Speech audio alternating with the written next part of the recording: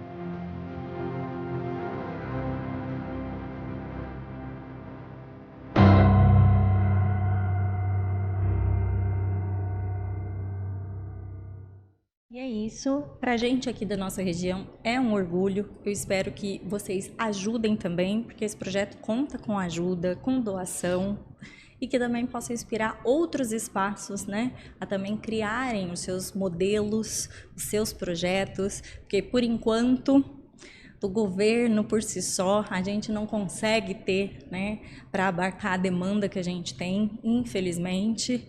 Então, que todo mundo se comprometa, né? Acho que a gente tem, os privilégios trazem sim responsabilidades, e a gente aqui de Rio Preto e região, a gente tem essa responsabilidade também, tá bom?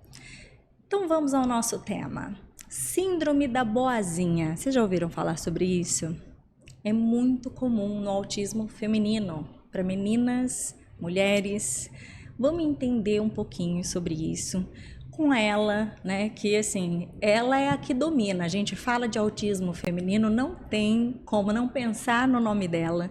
Neuropsicóloga, especialista em autismo, aqui praticamente uma parceira da Autospod e uma grande amiga minha. Recebam com muito carinho Luciana Xavier. Uma salva de palmas!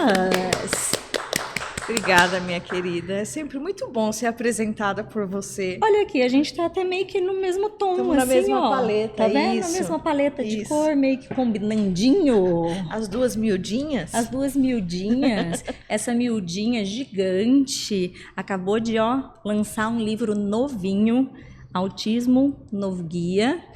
E é, assim, um trabalho muito árduo e de quase 2 anos, né, Lu? Lançou agora recentíssimo, quentinho.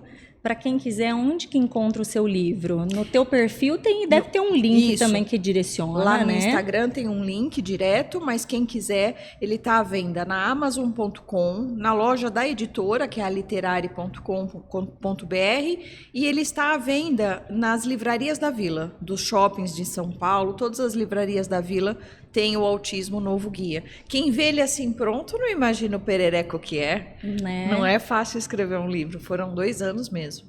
De muita dedicação, né? Sim. Mas também, Lu, você coleciona quantos aninhos aí na área do autismo? 27. Olha só. 27. É muita coisa, É né? muita coisa, é muita coisa. E aí a gente estava até conversando, né, nos bastidores, o quanto a vida pessoal, ela tem muita ligação com o profissional. Nós somos uma pessoa só, na verdade, né? Então eu acho que aquele começo de carreira, você vai, você produz, você faz, né? E eu comecei a sentir com o amadurecimento, a chegada dos 50 anos, que a gente não é eterno. A gente não vai ficar aqui para sempre, né? E eu comecei a olhar para tudo isso que eu produzi ao longo desses anos e falei, não, peraí, né? O que nós vamos fazer com isso daqui? Preciso deixar, né? Então não é só viajar o país inteiro como a gente vem fazendo nos últimos anos, levar informação, mas a informação em livro, a informação sedimentada, eu acho ela muito importante, porque tá ali. Isso. Tá ali. Né? Suas palavras, isso. né? Sua percepção, seus estudos, sua experiência, né? Tudo que você viu, estudou, participou ao longo de todos esses anos, né? Registrado ali. É fazer uma digestão para o leitor, Sim. né, Mi? Então, assim, tudo que a gente já estudou, todos os artigos, aliado à parte prática, que eu registrei no livro. E aí, pelo meu traço mais perfeccionista, eu acho que foi um pouco mais sofrido para mim, né? Porque eu apagava, fazia de novo, achava que não estava bom, aí você produz um novo, você fala, eu tinha gostado melhor do anterior, né? Mas deu certo, tá aí, né? E assim, muito diferente também do que a gente tem, muita coisa assim, muito nichada, né? Por eu ter um público mais amplo, uma clínica mais poli, né? Então eu estou falando ali do autismo na infância, o autismo na adolescência, autismo na idade adulta. Falo do autismo em mulheres, que é, né, a menina dos meus olhos, né? Isso. Assim. A avaliação neuropsico, que é a outra bolinha do olho, né? Então assim, eu acho que é um livro tá bem completo. O pessoal tem gostado muito. Isso me emociona demais, porque uma coisa é o conhecimento tá aqui, né? Tá aqui comigo. Outra coisa é você passar isso para um livro que vai ficar, é fixo, né? E você saber que isso está chegando em muitas outras pessoas que não vêm assistir palestra, né? Que não seguem, por exemplo, um canal como o seu, elas não têm esse tipo de hábito, mas ainda tem o hábito também do livro. Tem muita gente me dizendo isso, Mi. E quando eu fiz o livro, eu não tinha me tocado disso. Muita gente me fala, poxa, Luciana, que bom, porque eu não sou de ir para evento, eu não sou de assistir YouTube. Olha que legal. Né? Mas ainda tem o hábito da leitura. Da leitura. Uhum. Eu sou uma pessoa que sempre gostou muito de ler, muito. E você sabe que todos os períodos que eu fico mais descompensada emocionalmente, é um período que eu leio menos. Não por acaso, é um período que eu tô lendo menos. Todos os períodos que eu consigo, de alguma forma, restabelecer o hábito da leitura, seja ela qual for, eu fico melhor. Interessante. Eu fico melhor, organizo melhor minhas ideias, qualquer que seja o tipo, não importa. Se é romance, se é livro informativo de alguma coisa, não importa o tipo da leitura, eu me organizo melhor. Então, a leitura, ela é assim, muito, muito importante. E eu gosto, também sou das antigas, eu gosto de pegar o livro. Eu também. Eu tenho o Kindle, que eu até levo, assim, acho prático em viagem. Então, por exemplo, a gente veio aqui para Catanduva. Eu trouxe o meu, porque antes de dormir, eu prefiro... às vezes, né, mais prático por conta de luz, então você não atrapalha outra pessoa de apagar a luz e tal, mas eu gosto do livro mesmo, de pegar o papel ali, enfim. Eu também. Então, assim, essa também foi uma parte que eu participei muito. E a editora falava para mim, que interessante, os autores não participam dessa parte. Mas eu falei, eu gosto, eu queria saber a capa, a cor, a textura da capa. Olha que louca. Eu também sou dessas. Eu queria essa textura mais fosca, mais gostosa. Eu não queria a página mais confortável, eu não queria a página branca. O alto relevo. Eu também sou dessas. Né? Eu sou. Achei alguém. Total. E eu sou muito a da embalagem. Eu também. Eu consumo muito as coisas pela embalagem. Ela motiva. Total. Eu já deixei de comprar, sei lá, desde shampoo. Que às vezes, sei lá, tal marca era melhor, era mais recomendada, eu achei aquela a embalagem, essa cor é feia. Comprei da coleguinha ali que eu achei que tava combinandinho melhor. Não.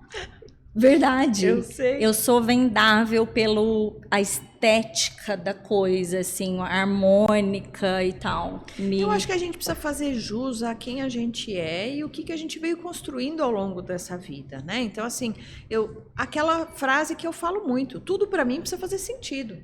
Se não fizer, eu não vou usar esse perfume porque a coleguinha usa e eu achei o cheiro bom. Então, assim, eu acho que a história da capa foi essa também. Tinha que fazer sentido para mim, tem que estar dentro da qualidade, que é uma coisa que eu falo muito. Então, como é que eu vou prezar pela qualidade, esses anos todos sempre pensando em qualidade, e aí, de repente, tem uma capa que não tem qualidade? Não pode. Porque as pessoas compram pela capa, sim. É um ditado popular, mas é uma verdade. Compram. Né? Compram. Então tá aí, a obra tá pronta, ficou do jeito que eu queria. Legal. Tem o relevo. Ficou linda, gente. Não deixem de conferir aqui o livro.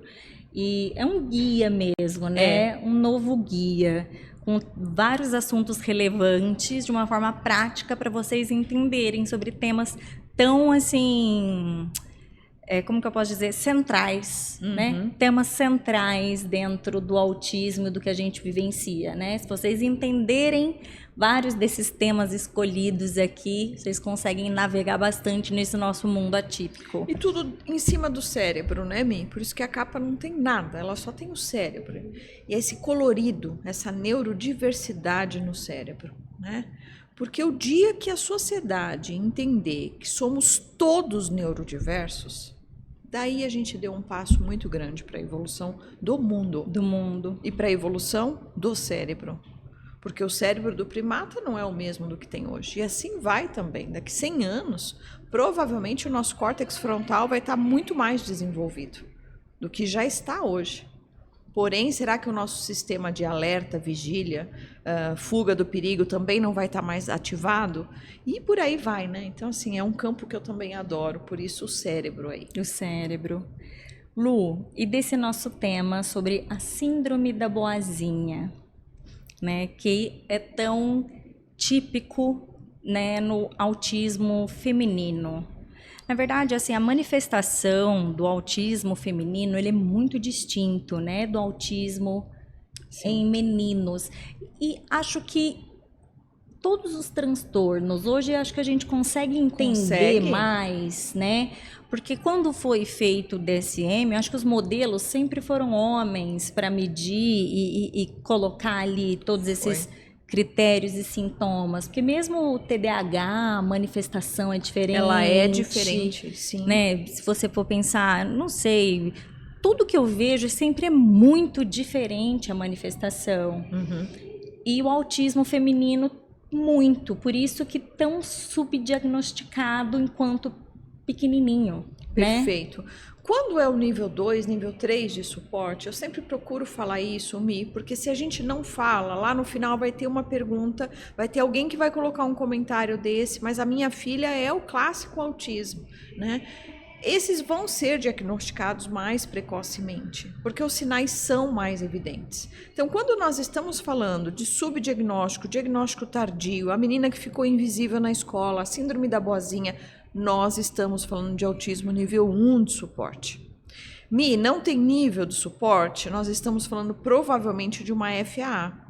Uma menina que está no fenótipo ampliado do autismo, expandido do autismo.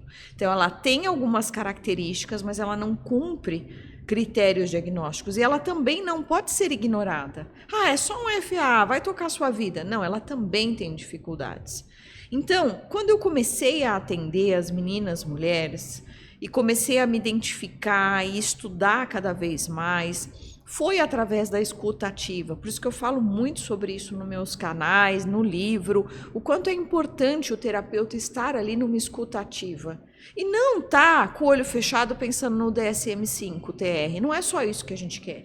Você precisa compreender o teu paciente, você precisa viajar junto com ele. Fecha a porta do consultório, entramos portas em automático, vamos viajar junto.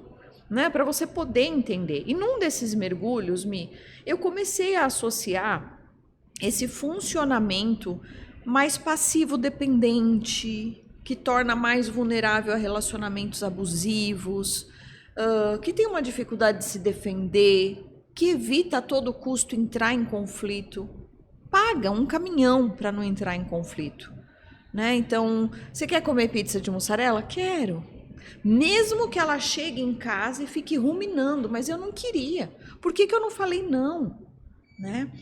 Então, eu fui começar a entender sobre isso. E aí eu descobri que nunca ninguém tinha associado autismo com a síndrome da boazinha. Pelo menos nos artigos que eu pesquisei aqui no nosso país. Bom, vou para fora. Vamos estudar a síndrome da boazinha. O clássico, tem um livro que foi quem deu origem a esse título, né? Vamos lá, vamos estudar isso. Vamos começar a ver artigos. Não tem. Então, assim, eu meio que comecei mesmo a fazer essa associação, né? Depois até surgiram alguns artigos, 2015, tem um em 2022, que fala sobre esse funcionamento, essa maior vulnerabilidade, né? Assim como a síndrome da boazinha, ela não precisa estar atrelada ao autismo, tá? Então, existem mulheres que têm somente a síndrome da boazinha. Ela não é um CID. Então, no começo, quando a gente começou a fazer live, Audispod, a gente já estava junto quando eu comecei a falar disso. Sim. Eu fui metralhada, né? Do que ela está falando? Isso não tem referência teórica, isso não tem CID. Não tem CID.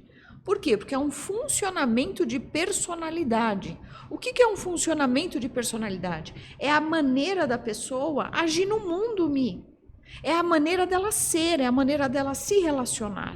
Então, você imagina que a síndrome da boazinha, ela está permeada nessa menina, entendeu? Então, muitas vezes, ela vai ter que ter um aprendizado através da terapia de como dizer não, de como se defender, de como se proteger de um relacionamento mais abusivo. Por que dá matching num relacionamento abusivo? Porque você tem uma pessoa mais passiva, mais na retranca, né? Com menos teoria da mente, ela tem uma ingenuidade maior, ela não consegue perceber qual é a verdadeira intenção do outro. Do outro lado, eu posso ter uma pessoa em oposto, com excesso de teoria da mente. O que é um excesso de teoria da mente? Ela veste uma máscara e ela diz exatamente para você o que você quer ouvir. Ela enche os seus copinhos da carência com o que você quer exatamente preencher ali de líquido. E ela consegue manter esse bombardeio de amor, essa máscara, por um tempo. Mas essa máscara cai. Então, são meninas que vivem relacionamentos que têm uma fase de bombardeio de amor e uma que a pessoa mostra os dentes. Morde, assopra, morde, assopra, morde, assopra. O que acontece? Que eu junto tudo, tá, gente? Agora vamos para a aba. O que acontece? O que nós estamos falando em aba com morde e assopra? Reforço intermitente. Eu nunca sei quando vai vir. A gente fica completamente viciado. Sim. Você entendeu? Então, assim, a gente ainda tem muito o que estudar, a gente ainda tem muito o que validar isso, né? Eu espero que, assim como a gente tem uma atualização nos critérios diagnósticos para meninas, TDAH em meninas, autismo em meninas, dislexia em meninas. Também. Estou começando a sentir diferença. Agora que a gente se liga mais nessa Sim. questão, sabe? Eu acho que a gente... Eu creio que um dia a síndrome da boazinha vai estar catalogada, vai estar mais bem descrita, né? Porque se você pegar, por exemplo, o narcisismo, é um transtorno de personalidade, né? E já houve época que ele não era descrito. Sim. Então, eu acho que em algum momento a síndrome da boazinha vai estar aí. Que é muito importante, ela é muito impactante. Por isso que eu fiz um capítulo só para isso. Isso de você dizer, né, esse reforço intermitente, porque aí você escalona totalmente. Totalmente. Porque aí ela tenta fazer cada vez mais de tudo para ter aquele momento em que era bom, É. né? Então, assim, ela não sabe quando, mas ela já teve aquele momento bom com o outro. Perfeito, Então, Mirella. ela quer vai. aquilo de novo. Ela vai, então, aí exato. ela tenta para voltar, né, naquele estado.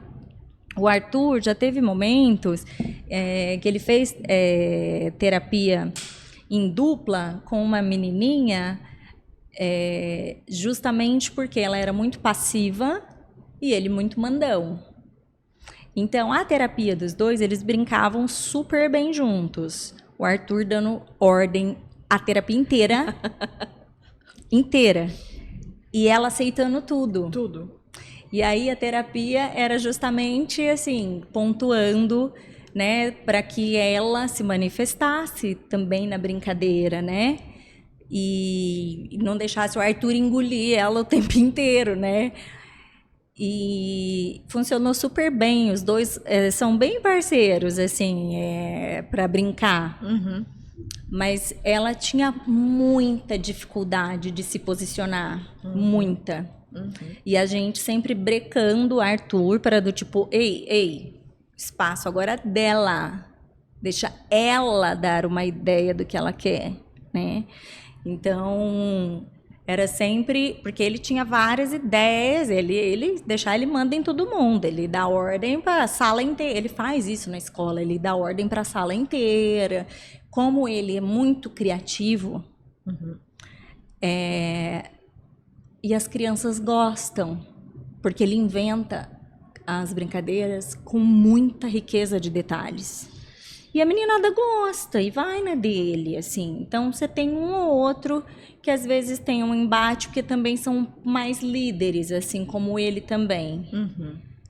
Mas, num geral, é sempre o Arthur comandando 10 crianças. Toda vez. Sabe? Ele é o chefe. O chefe, o poderoso chefinho. Uhum. Então, quando ele fazia isso com a Liz, né, essa amiguinha, então, e ele monta várias coisas na cabeça dele, assim, sabe? Todo com muita riqueza. Às vezes a outra criança fica maravilhada com o tanto de riquezas de detalhe dele. Uhum. E nessa, ele nunca mais para de mandar, né? Exato, porque ele é reforçado. Nossa, tá vendo aí? Exato. É. Nunca mais ele para de mandar. Então era exatamente assim, ó, Arthur, agora é a vez da Liz escolher. Uhum. Liz, o que você quer fazer? Ah, o que o Arthur quiser. O que você quer fazer, Arthur?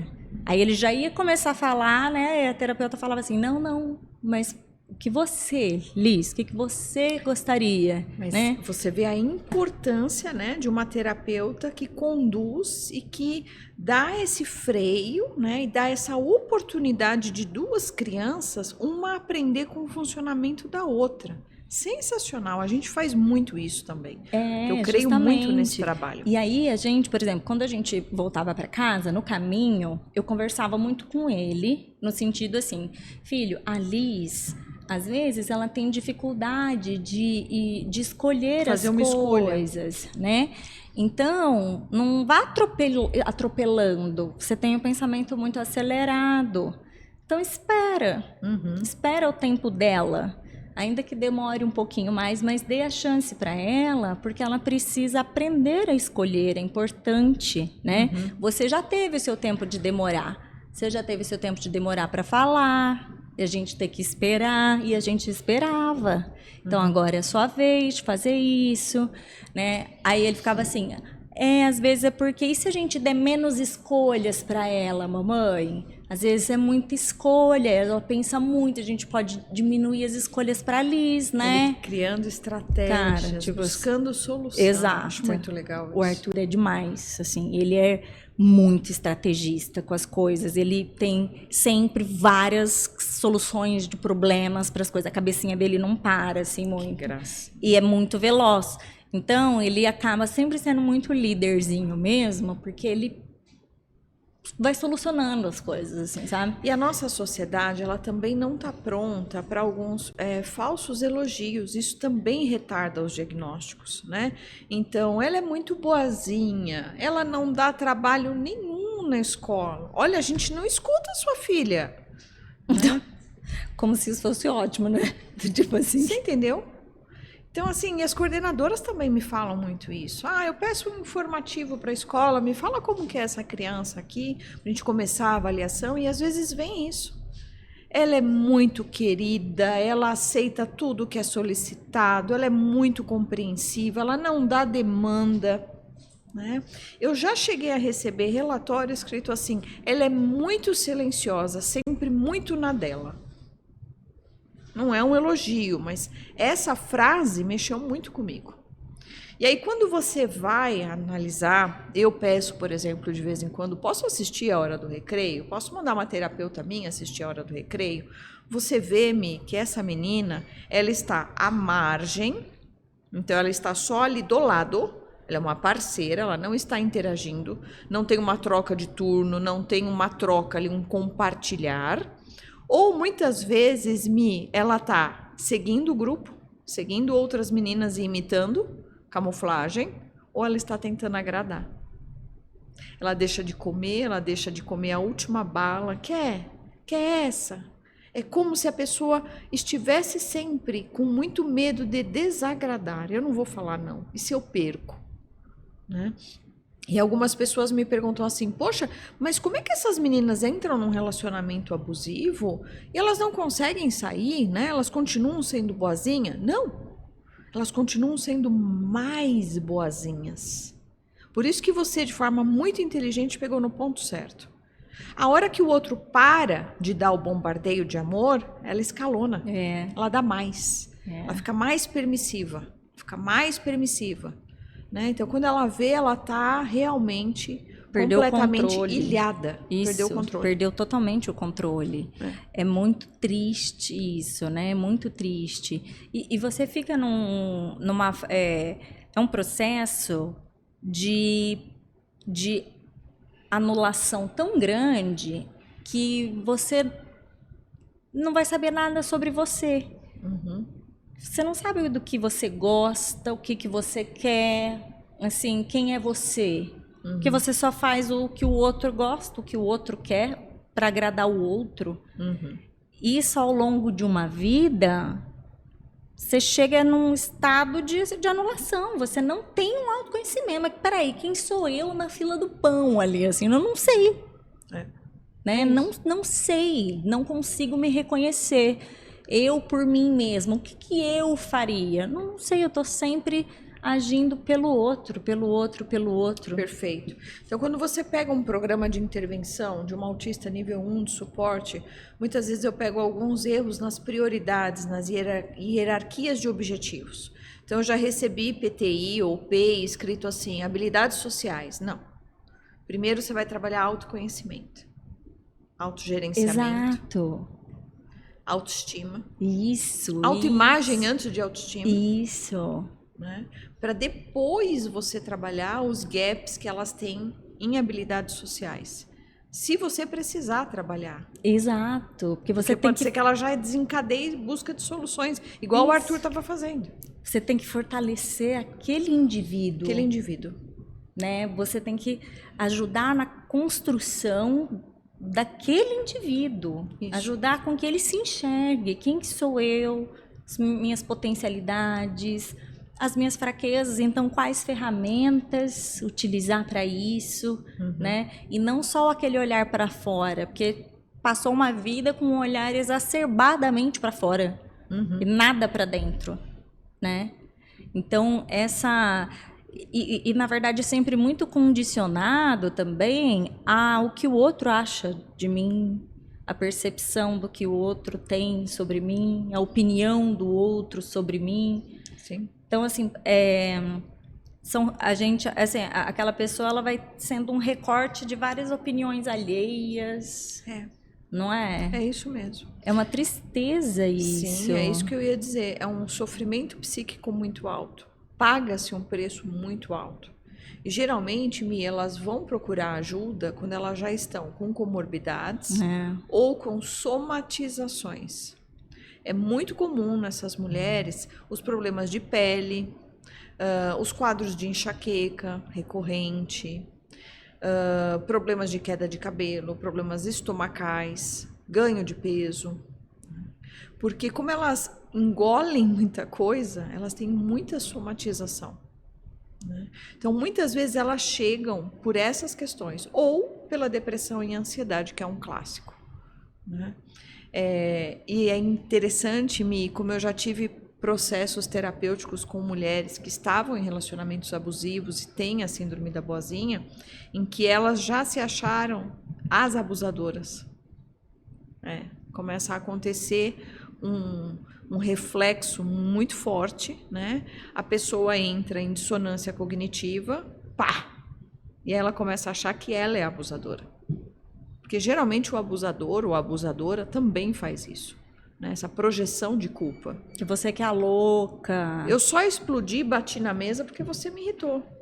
Não é porque eu não tenho controle. Você que me irritou. Você que me levou a esse ponto. Entendeu? Olha o que você está fazendo. É isso. Aí é papo para mais de metro. Tem muita história. Muitas mulheres que chegam como as loucas, as doentes. E homens também, Mi. A gente fala muito das mulheres porque a porcentagem é maior, tá? Mas existe também, não chama síndrome do bonzinho, chama síndrome do bom moço. Porque existem muitos homens que também sofrem desse funcionamento e também têm um maior risco de estar num relacionamento abusivo. E relacionamento abusivo, Mi, nem sempre é de companheiro, companheira, cônjuge. Relacionamento abusivo pode ser de uma mãe, de um irmão, de um chefe, entendeu? Então, você imagina um moço com a síndrome do bonzinho, do bom moço, no mercado de trabalho. Né? Você imagina o que ele pode sofrer ali por ter um déficit significativo em teoria da mente, não entender a intenção desses pares na empresa, que ali são concorrentes geralmente. Então a gente também tem isso nos meninos, nos homens. Só que num número menor de incidência. Assim como o autismo, a gente tem um número maior em meninos, que a gente sabe que isso tende a mudar, né? Porque está faltando esses estudos e essa quantificação nas meninas, mas na síndrome da boazinha, a gente tem muitos estudos com mulheres, mas sabemos que há uma ocorrência nos meninos também. Entendi. Hoje, quando tem meninas, né, nível 1 de suporte, é difícil ter diagnóstico quando é pequenininha, né? E tem mais diagnóstico de meninos, crianças, mas depois, acho que da adolescência e na fase adulta, dá uma virada nisso? De ter mais diagnósticos de meninas ou não? E que fique equivalente ou não? Pode ser que eles fiquem mais próximos, né, Mi? Porque as meninas, elas têm, justamente talvez por ter o diagnóstico tardio ou muitas condutas internalizantes, enquanto os meninos têm externalizantes, elas podem pagar um preço psíquico mais alto que os meninos. Então, elas vêm na adolescência em número maior por conta do adoecimento psíquico. Tá? Então, a gente recebe os disparos hormonais, que é diferente nas meninas, a gente recebe muitas em crises depressivas, em crises seguidas de ansiedade, a necessidade de sair da escola, abandono dos estudos. Então, isso a gente acaba recebendo mais meninas do que meninos. Eu acho, num geral, a impressão que me dá é que meninas, mulheres, assim, dessa faixa etária, assim, de adolescente para adulto, são mais suscetíveis, mais abertas a buscar ajuda psicológica, a buscar socorro do que os homens, talvez? Eu acho ou não? Eu acho que isso já foi uma época. Acho que recentemente, principalmente pós-pandemia, Mi, acho que os homens também têm buscado. Estão vindo, sim, sim. Mesmo assim, ainda é menos, ainda é menor, mas eu acho que buscam mais. E eu acho que a gente ainda tem mais coisa para estudar. Assim como a gente, em determinado momento, eu não sou cardiologista, mas leio sobre de vez em quando, sei lá, se descobriu que o hormônio feminino é um protetor natural, né, do cardíaco, do aparelho cardíaco da mulher. Talvez a gente passe também a descobrir isso. O quanto será que alguns hormônios masculinos são protetores naturais de um adoecimento psíquico, talvez. Sabe, assim, eu fico às vezes pensando muito sobre isso. Acho que ontem eu estava até conversando com a Dani acho que o estrógeno, que é um hormônio protetor para esquizofrenia. Ah lá. E agora tem alguma outra coisa, que algum hormônio masculino que é mais protetor para bipolaridade. Por isso que da bipolaridade tem uma incidência maior em mulheres. E esquizofrenia maior em homens. Por conta dessa questão hormonal. Ela estava no episódio que a gente gravou ontem, falando sobre esses estudos que ela tinha verificado. Você vê que é interessante. Por isso que eu acho que no futuro não vai ser tudo dentro do mesmo balaio. A gente vai ter que começar a separar. Porque são cérebros distintos, são metabolismos distintos, são desenvolvimentos distintos. Você tem um atraso, inclusive, na poda neural. Nós temos uma poda neural nas meninas que ocorre entre 12 e 19 anos, que é uma poda muito importante, muito relacionada à esquizofrenia. Né? A primeira poda é muito relacionada ao autismo. Né?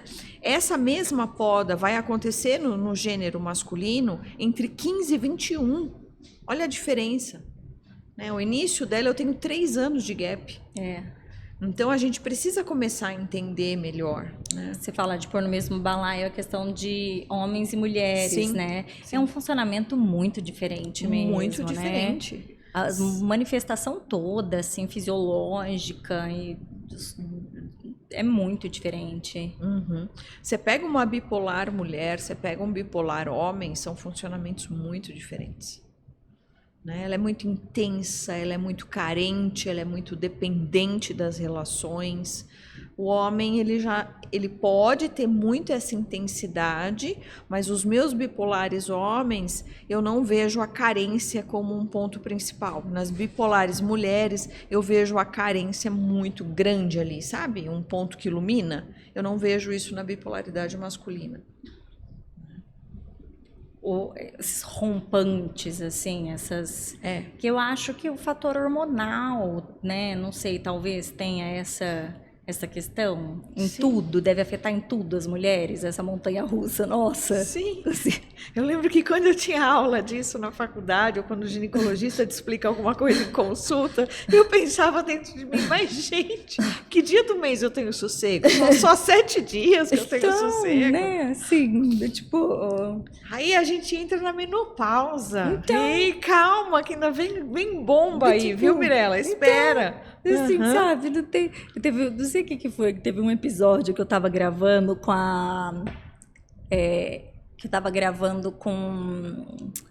ai meu Deus, com a Anitta Brito e com o Alex, maravilhosa. Né? E aí eu tava até falando sobre ser literal e dizendo assim, que o Roberto, né, é mais blasé, né? Então ele tá uma linha mediana ali o mês todo, o tempo todo. Tá sempre ali assim, né? Então, Roberto feliz, Roberto triste, Roberto com bastante raiva, é tudo mais ou menos ali, né? Eu tenho uma variação absurda, que às vezes num lapso de 10 minutos, entendeu? Do ódio pro amor, bastante. E o Roberto, ele não consegue entender muito isso, assim, mesmo depois de tantos anos a gente estando junto. Faz mais tempo que a gente está junto do que a gente está separado, assim, na vida, né? E ainda ele se choca com meus rompantes, assim, sabe? E aí eu falando, né, pro Alex e pra Anitta que uma vez o Roberto falou assim, que eu tinha mandado ele, falei que eu queria que ele explodisse, né? Eu quero que você se exploda, sabe? Não sei o que lá e tal. E aí o Roberto falou assim, sabe, Mirella, você fala umas coisas, eu acho que até já comentei isso com você. Você comentou, eu tipo, você fala umas coisas, assim, que eu fico pensando, cara, você quer mesmo isso? Como que você pode falar, né, assim, ou você fala só da boca pra fora mesmo e tal? Eu falei, não, eu falo desejando. E ele, mas como assim, sabe? Você desejando que a pessoa se exploda. Eu falei, super desejando. Quando eu falo que eu quero que você se exploda, eu posso ver você explodindo em vários pedacinhos, assim, voando, evaporando no ar, quando eu tô com raiva. E ele ficou, tipo, em choque, né? E eu contando isso pro Alex, e eles começaram a rir. Cara, eu achei que você fosse falar o contrário, eu achei que você fosse falar, tipo, Não, é só Não, forma de falar. é. Não, é super. Eu É desejo. literal. É literal, assim, super. Quero que exploda. Buf, um balão explodiu, voou pro ar. Eu quero. Aí eles, tipo, meu, não é possível. Então, tipo, falei, essa sou eu, é a minha intensidade. Mas logo depois, mas eu amo, não quer dizer, ai, só porque eu quero que você exploda em pedaços que eu não te amo. Pra mim não são coisas excludentes, entendeu? Minha cabeça funciona assim, não tem nada a ver uma coisa com a outra, entendeu? Você quer que, tropeça e quebra a cabeça e, tipo, não amar? Nada a ver, não exclui. É só a minha intensidade de ser, né? E, tipo, eu sou totalmente assim, né? E eu acho que mulheres, num geral... A música delas é diferente da dos homens. Eu tenho uma musicoterapeuta que ela me ensinou muito com uma frase muito simples e que me impactou muito. Ela fala assim, cada pessoa tem sua música. E é isso. Você vê a música do Roberto, né? Ela é... A sua é um gráfico de eletrocardiograma. Exato, né? tipo, exato. Funciona Então, são desse músicas jeito. diferentes, né? Mas que podem sim se complementar. E que nem tudo é um CID, nem tudo está relacionado ao autismo. Isso é a personalidade dele, é o funcionamento Isso. dele. Né? Nem tudo está relacionado ao TDAH. Isso Sim. é o teu funcionamento, é a tua personalidade. Né? Essa maneira, né, Mi, mais intensa, eu acho que é tão irreal quando a gente lê alguma coisa do tipo autoajuda. Tem algumas coisas que me incomodam um pouco, né? Exercícios de respiração, faça isso no seu dia a dia, para pensar antes. Não dá tempo, Mi. Jamais, né? A hora que você manda ele se explodir... Foi. Não adianta. E alivia. Nossa, ai, me sinto mais leve. Foi. E aí passa, total, daí eu já tô ótima. Sarei, tô maravilhosa, tipo assim, enfim. Cada um tem o seu modo de viver. O Roberto, ele aprendeu a me ignorar. Antes doía bastante nele, hoje dói menos. Ele fica assim, meu Deus, é louca. Isso, me trata assim, sabe? Não leva tão a sério. Aí é que tá, né? A literalidade. Isso. Hoje o Roberto aprendeu. As pessoas que convivem comigo, gente, eu falo muita borracha. É o meu jeito de ser. Quanto mais nervosa eu tô, mais piada eu vou fazer, mais borracha eu vou falar. Sai. Entendeu? Sai, eu não consigo. E tudo bem, porque eu não dou esse peso para as palavras. Assim, sei, para mim eu levo bem mais leve as coisas, tudo muito leve mesmo. Hoje ele aprendeu a lidar melhor um pouco com isso, de não ser tão literal ao me interpretar, né? O Arthur também aprendeu a ser menos literal ao me interpretar. Porque o Arthur tinha algumas coisas do tipo... Ele tem ainda, né? Esses dias ele chorou um monte porque eu tava falando que homens são fracote para a dor. E ele chorou. Como que você tá falando isso? Porque eu sou homem, você tem um filho homem. Mas vocês são uns fracote para dor mesmo. Mamãe, como você tá falando isso? Eu não gosto. Eu sou homem e você tá falando mal de mim. Vocês, mulheres, que não sei o quê. Me deu crise de riso, né? Do tipo... Falei, que é isso, menino? Tá louco? Uma hora dessa? Eu ia colocar ele pra dormir, sabe? E ele tá muito naquela fase na escola de meninos contra meninas. É, da idade. Sabe? De tipo... Falei, Arthur, me erra. Vai tomar banho. Eu não gostei, você pode pedir desculpas pra mim, que não sei o quê. Eu falei, filho, a mamãe brinca com as coisas. Eu falei, por exemplo, os homens são mais fortes, a mamãe é mais fracote de força. Não é que vocês são doloridinhos? São. Eu falei, se eu vou, quando pega gripe, parece que fez 3 pontos de safena. Aí ele, o que é ponte de safena? Eu falei, vai pro banho, Arthur. Tipo, então... Eu tento mostrar também que eu brinco, que é meu jeito de falar. Às vezes ele entende, às vezes ele sofre um pouco, né? Mas, enfim, forma de manifestação. Mas fugir totalmente do assunto. Tudo bem? Oi, querido, boa tarde. Essa sou eu. O meu pensamento, ele realmente... Mas vamos voltar para a síndrome da boazinha. A gente estava aqui falando de novo, vamos voltar. Oi. Que não é o seu caso, né? Não sou boazinha. Meu filho não tem síndrome da boazinha, também não tem essa nem do bom moço. Não. Talvez o Roberto. Olha, vou começar a analisar o Roberto. Não sei. Será? Acho que ele só finge. Só finge. Entendi. Eu falo assim pro Roberto, você é um falso, sabe? Porque todo mundo da minha família acha que ele é super bonzinho. E só porque eu sou desbocada, aí eu fico parecendo que eu sou a malévola. Eu não sou, gente. Eu não sou a malévola. Porque senão eu já estava querendo fazer minha avaliação neuropsicológica de novo. Também comecei a achar. Falei, o único bonzinho que tem aí. Ele é falso. Super falsidade. O que as pessoas precisam entender, a gente voltando aí, é que nem tudo fecha critérios. Então, sei lá, quando eu fiz faculdade, eu lembro que a professora de psicopatologia também gravei muito isso que ela colocou. A gente tinha uma cadeira pesada de psicopatologia antigamente, farmacologia. Hoje eu vejo que a formação em psicologia mudou muito. Os caras têm neuro já no primeiro ano, né? E, enfim, mas eu lembro que ela dizia assim, para vir para a aula de psicopatologia, eu preciso que vocês entendam que um pouco de tudo todo mundo vai ter. Sim. Senão vocês vão surtar aqui na aula e vão começar a levantar a mão. Pô, eu acho que eu tenho esquizofrenia. Pô, eu acho que eu tenho TDAH. Meu pai acho que tem bipolaridade. Porque a gente acha que tem um pouco de tudo. E tem mesmo, Sim. Mi. E tem mesmo. Porque são características comuns ao ser humano. Exato. Não é isso que vai definir um diagnóstico, então, certo? mesmo para síndrome da boazinha, que não é um diagnóstico catalogado ainda, mas você tem ali, sim, algumas características que precisam estar presentes. Por exemplo? Isso tem que estar presente na vida da pessoa, mais de 6 meses. Isso tem que ser o funcionamento dela. Isso tem que estar presente em várias relações. Então, ela tem dificuldade de desagradar na escola, em casa e com o namorado. Ela tem dificuldade em se colocar no mercado de trabalho, na escola e em casa. Né? Isso não pode estar isolado. Isso tem que fazer parte da pessoa. É como eu falei, está no DNA, está impregnado nas células dela. Entende? Então, um surto de boazinha não é síndrome da boazinha.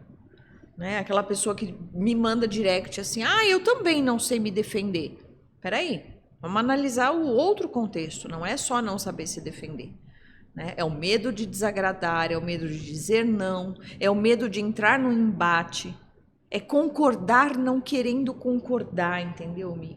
Só para você estar ali, para você ser aceito, sabe? É você fazer de tudo numa relação e não se dar conta de que você está fazendo de tudo. Você acha que você ainda tem que dar mais, que você ainda tem que agradar mais. É mais complexo do que, eu também sou assim, também tenho isso daí. Calma, não é?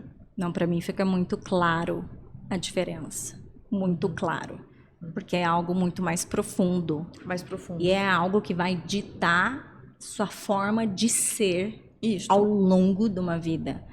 É igual o pessoal que você fala assim, eu sou tímido também, gosto de ficar em casa, então sou autista. Não, gente, pelo amor de Deus, não tem nada a ver. É isso, Mirella, perfeito. Não é essa superficialidade desse jeito. É algo que é tão arraigado na sua forma de performar em todas as esferas. Isso te traz prejuízo em todas as esferas, assim, que ela é praticamente a sua marca registrada. Se você for perguntar para todas as pessoas de todos os lugares, em todos os ambientes, todos terão exatamente a mesma percepção de você. Eu tenho uma paciente que ela fala assim para mim, Luciana, é perfeito isso daí que você fala, eu preciso te mostrar como que é a minha vida, como que eu vivo no WhatsApp. Por quê? Como assim? Ela falou, Luciana, por exemplo, aconteceu essa semana, o açougue me entregou errado. Ela falou, eu não consigo me defender do açougue. Ela falou, eu coloco emoji sorrindo, eu coloco um coração, aí eu apago. Aí eu coloco assim, desculpa, aí eu apago. Porque eu falo, gente, não sou eu que tenho que pedir desculpa, é o açougue que tem que me pedir desculpa. Ela falou, eu falei, tá, mas o que você queria falar pro açougue? Ela falou, veio errado, cara. Eu pedi 2 quilos, veio 1 quilo, eu pedi para embalar assim, não veio, sei lá, coisas que a gente pede para entrega. Ela não conseguia, Mirella. Ela falou, o meu medo de magoar ele. Ela falou, Luciana, é o açougueiro, ele não é nada meu. Falei, eu entendo. Falei, então, o que a gente faz, né, na terapia? Falei, escreve comigo. Ela realmente não conseguia me. Ai, não, tá grosseiro. Apagava tudo. Aí ela começava, desculpa, vírgula. Eu falei, mas você falou que não é você que tem que pedir desculpa. Ela falou, é que eu vou ser grossa, né? Eu vou estar reclamando, então eu já vou pedir desculpa. Eu falei, que período do dia a gente tá? À tarde. Eu falei, que tal você começar boa tarde? É mesmo, né? Olha, Mi, é uma coisa muito simples. Então, assim, quando a gente fala em aba, né? Dar ajuda, dar uma pista, dar uma dica. Eu não escrevi a mensagem para ela, mas eu dei uma dica.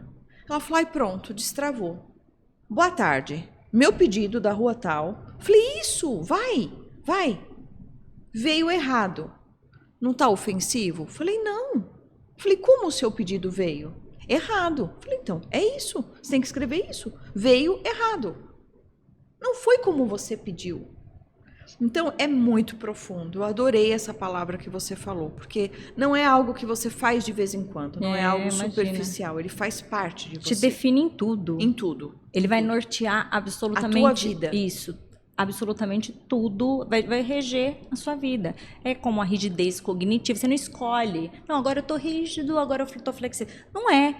Você é o que você é, a tua essência de ser. Você não consegue se dissociar disso. É isso.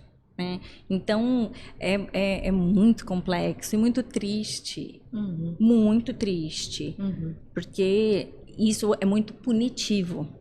Uhum. É muito punitivo, né? Para quem vive isso. Sim. Acho que, assim, por exemplo, a rigidez cognitiva, ela é muito punitiva para quem vive, né? Para quem é rígido e para quem está junto, para quem está em torno. Penso que para quem tem essa síndrome da boazinha, é só para ela. Para quem está em torno, ótimo. É uma maravilha. Perfeito, tá não incomoda. Sim, tanto é que quando a gente começa o processo de cura da boazinha, cura entre aspas, né? Você começa a abordar isso, a trabalhar isso, a ensinar a fazer uma mensagem como eu ensinei essa paciente, eu já preparo. O pessoal vai se rebelar, a família vai reclamar, ou filhos, ou marido, ou assim, vai ter problema. Liga, quero conversar com a Luciana, essa psicóloga tá louca. Tá colocando coisa na tua cabeça, tá te envenenando. É isso aí. Depois você... Aí é assim, se é um relacionamento abusivo, por exemplo, aí a culpa é da terapeuta, que envenenou a cabeça dela, virou a cabeça dela do avesso, olha lá. Uhum. E aí eles fazem o gaslight, né? Faz o gancho, traz de volta. Aí a pessoa vive ali mais um período nessa ilusão, né? Dali a pouco ela começa a sentir incômodo de novo, ela volta para uma nova temporada de terapia. Aí a pessoa faz o gaslight, ela vai de novo. E eu tenho pessoas que vivem muito isso. Porque é todo um processo, né? Não é algo que é assim, né? Se isso foi uma vida toda... Porque, se ela tem o ego fragilizado, né? Por isso que ela desenvolve essa necessidade grande de agradar o outro, você concorda que ela tem um gap no desenvolvimento maturacional dela? Então, enquanto a gente não trabalhar esse autoconhecimento, essa segurança, autoconfiança, ela não consegue se libertar de alguns relacionamentos, de alguns ciclos abusivos. Não, mesmo porque é irreal a gente pensar que também você teve anos de vida, de história, tua casa, tua estrutura, ela é fora da sessão de terapia. Isso. Então a sessão se encerra e aí você volta para sua realidade. Aquela vida. É isso aí. Então, a tua realidade é ali. Então, vai ser todo um processo para você mudar aquela realidade. Uhum. E aí, a gente precisa pensar que quando você está falando em síndrome da boazinha / TEA, na verdade, o diagnóstico é o contrário, TEA / da síndrome da boazinha, você tem dificuldades amplificadas, potencializadas. É igual brincar de eleva 2, faz vezes 2, né? Então, você tem dificuldades muito maiores, porque são meninas que já vêm com ressentimento da questão social, da questão do pertencimento, da questão dos rótulos, né? A esquisita, a antissocial. Ela já vem machucada, né, Mirella? Então, assim, você tem um sofrimento psíquico vezes 2. Você já teve, assim, pacientes que... De repente, então, a pressão em casa depois foi tão grande que aí se voltou contra você? Do tipo assim, vou sair, não quero... E, sei lá, se convenceu das coisas que o marido estava falando e nananã. Muito, né? Certeza.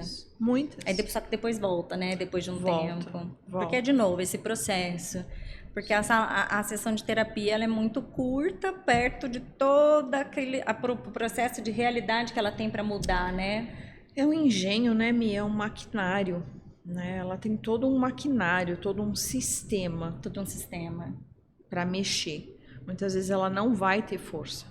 Eu tenho algumas pessoas que voltam já assim, certas de que agora, com 60 anos, eu não vou mais mexer, quero só me tratar mesmo. Quero vir aqui só desopilar um pouco, Isso. assim, só, sabe, assim, só não, sei lá, desafogar um pouquinho para continuar ali onde eu estou. É bem isso, é bem isso.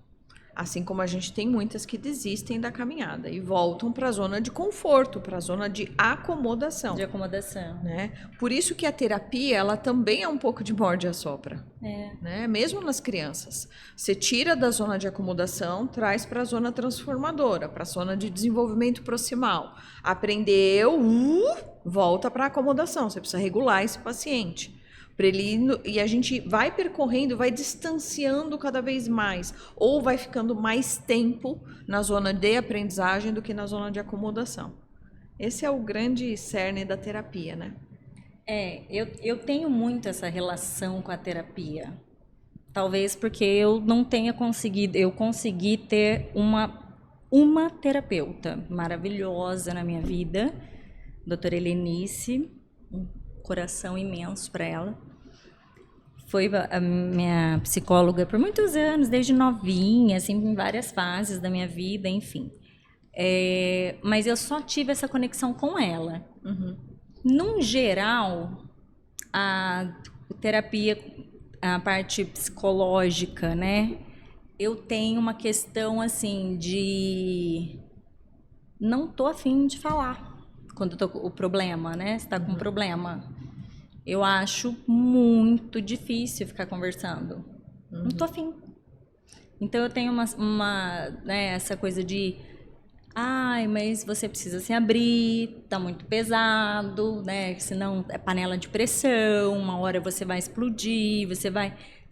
Só que assim, eu tô mesmo quase que explodindo. Eu não quero falar sobre. Eu quero realmente fingir, que não é que fingir que não existe. Eu tenho noção do problema. Eu tô vendo, tá explodindo aqui na minha cara. Só que muitas coisas eu não tenho controle. Não tenho o que fazer. Tá além. Então, aí eu fico assim, o que eu posso fazer sobre? Nada. Aí eu vou ficar falando pra ficar chorando? Eu acho, me dá uma sensação de ser improdutivo. Eu não tô afim de ficar chorando. Cansa chorar. Eu entendo. Você entende? Mas assim como outros pacientes já me falaram isso, eu vou falar a mesma coisa. Se você não falar, você nunca vai se aproximar desta solução. Hoje, essa solução não existe. Quanto mais você fala, mais próxima você está de uma maior consciência, de uma probabilidade maior de um insight. O que é o insight, Mi? É a hora que o teu cérebro faz assim, já sei. Né? Se você não fizer esse processo de aproximação sucessiva, estamos falando de aba, você não vai conseguir chegar nesse insight. Então você é cética de dizer assim, eu não tenho controle, não tenho o que fazer, então também não quero falar. Né? Mas você não está elaborando, você não está se permitindo conhecer essa situação, você não está se permitindo cortar o boi em bifes. Não. Entende? Mas aí é porque eu escolho outras coisas. Tipo assim, de energia. Aí eu fico assim, mas aí eu tenho outras coisas que eu consigo mexer. Aí eu canalizo para outras coisas. Isso aqui eu escolho ignorar. Literalmente. Nárnia. Cria um mundo paralelo. Total. Mas eu consigo... Eu não sei, eu não sei se as pessoas conseguem. Gente, se você conseguir aí, você me fala se tem alguém que é tipo eu, só para saber se tem outros cérebros que são assim também. Porque aí eu vou para Nárnia totalmente. E aí assim, mas o que dá para eu fazer? Vou arrumar minha empresa. O que é minha empresa? Minha escrivaninha, porque eu sou o meu operacional. Meus post-it bagunçado, a minha agenda, vou fazer uns cortes do Altispod, essa é a minha empresa. Eu vou ajeitar o meu guarda-roupa, tá bagunçado também, dar um jeitão na minha casa. Eu tenho alguma coisa que dá para eu fazer externa, arrumar coisas externas me ajudam a me organizar internamente. Todo assim. mundo. Então, Terapeuta de plantão, o que que ela fez aí? Escreve aqui nos comentários. então assim, disso aqui eu não dá. O emaranhado tá gigantesco, mas externamente eu tenho alguns controles. Então eu ajeito assim a situação externa, arrumo guarda-roupa, faço a faxina na minha casa, tô sempre tem coisa pra limpar, coisa pra arrumar, arrumo algumas coisas que eu posso, né? E aí, se alguém me ligar e falar assim, você tá bem e tal, eu tô bem, eu tô feliz, não tô mentindo pra você. Se apertar um pouquinho, eu começo a chorar loucamente, eu tenho medo, talvez, de nunca mais parar de chorar. Mas, porque se entortar um pouquinho a porca, você pode acessar o lado de cá. Mas, quando eu falo que eu tô feliz, eu não tô mentindo. Eu sinto, tipo, felicidade real mesmo, assim, sabe? Aí eu vou passear com meu cachorro, sabe? Aí eu vou jogar um joguinho de tabuleiro com o Arthur. E eu tô em Nárnia. Tô feliz, real. Aí eu saio, converso e tô contente. Não me sinto depressiva. Tipo, tô feliz. Não posso me alongar muito, né? Porque eticamente a gente não tá em sessão. Mas vou te dar umas dicas. Mas se você quiser, a gente grava um episódio disso. Um pouco você faz fuga. Né? Com uma necessidade maior de controle. Então, você acaba indo para o operacional daquilo que você tem controle. A única pergunta que eu queria deixar para você, que eu acho que vai te fazer refletir um pouquinho, quando você diz assim, se apertar um pouquinho, eu vou chorar. Ou seja, para onde você acha que vai essa energia, essa sensação, essa dor? Para algum lugar ela tem que ir, ela tem que ter vazão. Ela vai para um processo de somatização, ela vai para um processo de adoecimento, ou ela vai para uma futura explosão sua, que vai ser desmedida? Então, para pensar nisso. Para algum lugar, isso que você sucumbe, isso que você tenta segurar, vai. E uma hora vai explodir. Entendeu? Que é como, por exemplo, o meltdown no autista. O meltdown, ele não ocorreu ali. Ele é uma somatória de sobrecargas, de não saber lidar, de não ter estratégia, recurso interno, e vai acontecer uma explosão. Entendeu? Então, assim, existe um raciocínio clínico. Por isso que a gente diz que existem atitudes, estratégias que são saudáveis e outras que são pouco saudáveis. Arrumar o externo é legal. É saudável. Aí eu posso passear com o meu Golden pela cidade inteira para gastar energia e canalizar? Pode. Bom também. Bom também. Tá. Bom também. Então, tô seguindo por Quando enquanto você voltar do duas. passeio do Golden, escreve o que você sentiu, entendeu? Quem que você queria que explodisse em caquinhos. Tenta elaborar esse conteúdo, vai. Me ajuda que eu te ajudo, vai. Não, eu quero ficar em Nárnia. A gente segue em Nárnia, faço memes. Aí a gente, sei lá, fala de coisa bem nada a ver, aleatória. Eu assisto um monte de conteúdo que não me agrega. Não quero. Nada culto, entendeu? Meu HD tá cheio, não entra mais nada. Tem que ser só coisa tonta. Bobeirol. Isso. Super. Falar com as amigas de coisa besta. Bom também. Bom também. Aí. É isso. Isso é um pouco de qualidade de vida. É sim. Não é? Sim. Você tá falando sério. Achei que eu arrasei. Tá dando uma limpada aí no HD, tá dando uma equilibrada, né? É importante, sim. A gente, às vezes, também embarca muito nessa questão, né, Mi, do trabalho, né? Só tá certo quando você tá trabalhando, estudando, produzindo, sendo útil, ajudando o próximo. A gente precisa tomar cuidado também com isso, né? Eu me incluo nisso. Eu tive uma dificuldade muito grande de dar uma parada, né? Eu tinha culpa quando eu parava. Eu escondia algumas coisas gostosas que eu estava fazendo na vida.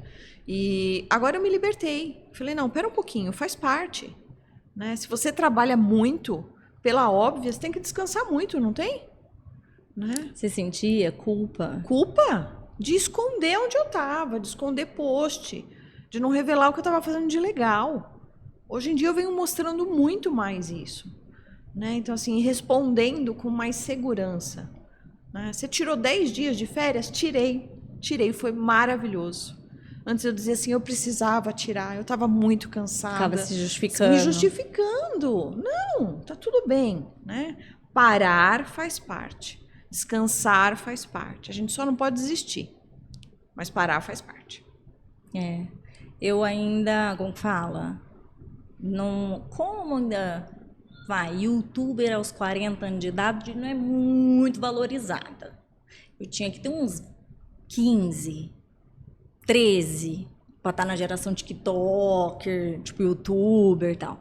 Então, quando eu tô muito postando, muito, eu vejo que tá minha mãe e meu pai olhando, Roberto olhando muito, do tipo, essa menina não sai do celular, apesar de ser a minha empresa, eu vou pro banheiro, porque eu tô achando que eu tô sendo muito julgada, entendeu? Do tipo, sei lá, tá nas redes sociais.